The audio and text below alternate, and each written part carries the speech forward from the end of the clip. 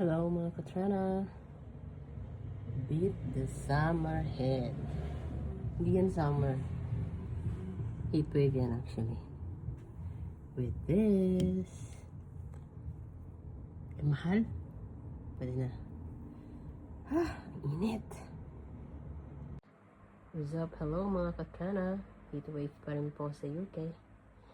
Ito pang aking lifesaver. Tatakpan ko to kasi nagre-reflect yung outfit ko. Medyo kalapastangan. Medyo kalapastangan yung yung outfit natin today. Kasi sobrang init po. Yeah. Ano naman yan. So,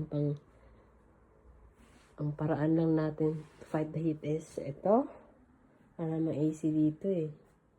And this. Ang aking ice cubes. For juice. And meron pa isa for water.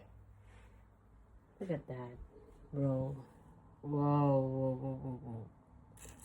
Oh, cannot. Stop. Stop it already. And mind you, there's a thunderstorm warning for 10 hours where I live now. Thunderstorm. And they might interrupt the electricity daw for like 3 hours. Anong gagawin ko? Aray ko.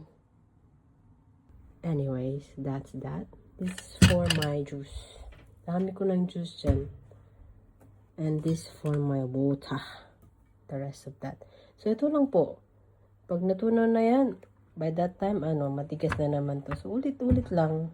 Para lang mag-survive. Importante, buhi. Diba? Yan yung mga trantahin hacks. Good luck po sa ating lahat. Hello, mga katrana. So, it's oras na. Maybe about 10 in the evening.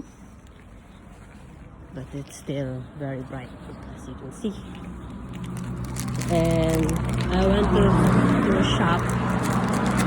Grocery, we call it in the Philippines, about this. It is some flavors for my tongue. I don't know, it feels bitter. Look at the moons. Anyway, and I bought some ice cream to beat the heat. Kasi kahit gabi na, mainit pa rin. So, meron tayong ice cream, dalawang iced tea, and cookies. I'll just walk maybe like 15 minutes. Yeah, no choice kasi sarado na yung isang malapit sa bahay. Kasi nga maaga nagsasara dito. Yeah, there you go. Lakad-lakad lang.